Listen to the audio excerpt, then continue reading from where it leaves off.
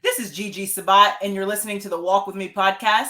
My guest today is Gary Kooper. He's a trainer, coach, mentor, speaker, and author. Welcome to the show, Gary. Gigi, thank you for having me. I'm looking forward to this day for a bit now since the last time we spoke and the things that we spoke about. I've really been thinking about it and really appreciate you having me on the show with you. Such an honor to have you here today. Now, why don't you start off by telling us more about you and where are you from?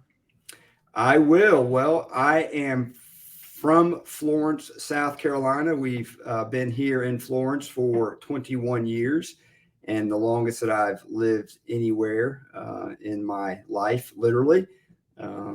As we were talking pre the show, first and foremost, I am a Christian Catholic specifically. I have a wonderful wife, 4 children, a daughter-in-law, and a wonderful granddaughter by the name of Bernadette Claire. And she is a little over 7 months old. And I always like to say we're newly minted grandparents. And what an exciting time, and very blessed, very blessed. So thank you for asking. I love it. Now, tell us a little bit more about the Kooper Leadership Academy.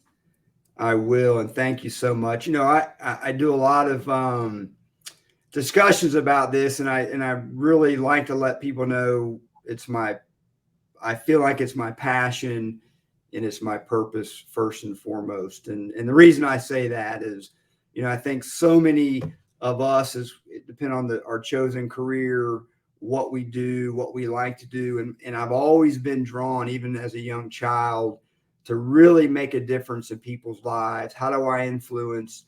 How do I get the best out of myself and the best out of people? And you think, man, really as a young kid. And I say, yeah, I remember this time when I was in a neighborhood and I was like, man, I got to raise some money to get my mom a Mother's Day present. And I had a little neighbor next to me and his name was Paris. I said, Paris, let's go around the neighborhood and maybe we can take out people's trash and just do little things, and we can get some money. We can raise it for our moms and we can buy presents. He's like, yeah, let's go do it. So we went around the neighborhood, little, third, second graders, and just asking for people just to let us do something for us so we could give back to our parents. And I think that's the way I kind of like to tell a story is, taking someone, influence them by your actions, leading through your actions. And then we split the money and bought some little presents. I don't remember what it was, but I just remember the story of being able to influence that way in a positive way to maybe get someone started on their own journey of giving back and taking care of the people that are important in your life. Excellent. Now, Gary, you have a very powerful quote. You say, when something is greater than the fear itself, you can overcome it. Can you explain to the audience, what does that truly mean? Yeah, well, I think so many times for lots of reasons, we get things in our minds that we're afraid of. And it could be because we grew up in an environment where we were told we shouldn't do this or take chance. And I'm not talking about putting your hand on a hot stove. And the example that I share is, as I mentioned, I'm a newly minted grandparent. I traveled a lot in my job prior to going really full time with Kooper Leadership Academy.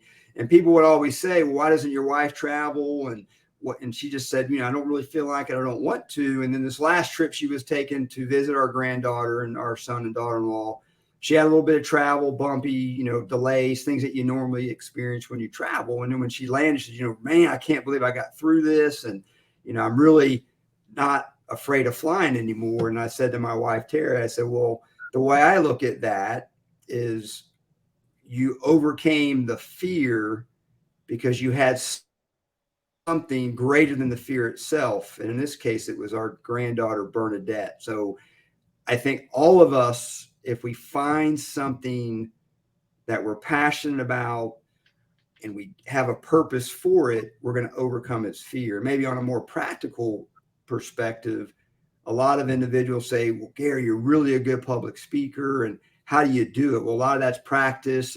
But I say, you can overcome it, but you got to have confidence in yourself and whatever the message is that you're trying to send, let that be the drive. Let that be the burn. Let that be greater than the fear of getting up on stage. Let your message carry you forward is an example of personal with my wife and traveling. And then I think more practical for leaders is this fear of public speaking, which is typically one thing that a lot of individuals do to talk about. I love it. Very powerful. Now, you and I are both a part of the Voices for Leadership book, Brian Brogan, and other amazing authors as well and individuals. Tell us a little bit more about Voices for Leadership. Yeah, thank you for that. Brian's done a really good job of trying to bring together a group of leaders and really just, have these short, learnable stories through volume 1, and he's now working on volume 2. I think part of it is how we connected. I think that's part of Brian's purpose in doing this. And, the 2 chapters that I've been able to contribute, thankfully, with Brian and others, as you mentioned. My first one was about the high performance trifecta. And I believe that there are 3 things that all individuals, when I say high performance, I don't mean like world-class athlete. When I say high performance, I mean, are you performing at your best? Are you a better version of yourself today than when you were yesterday? And if you can say yes to that, I say you're a high performer. And it's around time is the first of the trifecta. And I say it's the great equalizer because there's 86,400 seconds in a day, and we all have the same amount of time. It's how we optimize that time. The second part of the trifecta is focus. And I'm a big believer in this. I try to coach people on it. And the tagline under that is simplify, focus, and execute, and just do simple better, right? We overcomplicate too many things. We like to make things complicated for whatever reason, but do simple better. And the third, and I think the most powerful one, is effort. The power is in you. All of us, I believe, have what it takes to be a better version of ourselves than we are today. But I think there's a lot of things going on in the world. I call it crab in the bucket, people pulling you down, trying to tell you maybe you're not as good as you are. And we start to believe that, or maybe from social media, or children are just inundated, even as adults, looking at these best day, best life ever. And at the end of the day, that isn't really a 24-hour picture. That's a snippet. But those are the 3 things that I talk about in the first volume. The second one, which is under development now, I call the lost leaders. And what I mean by that, Gigi, is I've spent a lot of time in organizations working with leaders. And I've found in my career that most companies spend a lot or invest a lot of time in their high performers. And they spend a lot of time on the other end of this normal distribution of disruptors, meaning in a negative way, because it drains the energy of the company. But there's this group in the middle that show up every day, give the company all they have, and we don't invest the same amount of time and energy, because without those folks in the middle, most organizations aren't going to survive. And, I give examples of that, like your barista at a coffee bar who's dealing with customers all day long. Do we give them the communication skills? Do we give them those social skills that do make customers feel good? And I worked a lot in our factories where, especially during the pandemic, I was traveling to my plants, my team's working, and they're just grinding it out every day. And organizations, I feel, just don't spend enough of their energy on making sure that middle of the pack is getting the training and development to be the best version of themselves every day when they show up at work.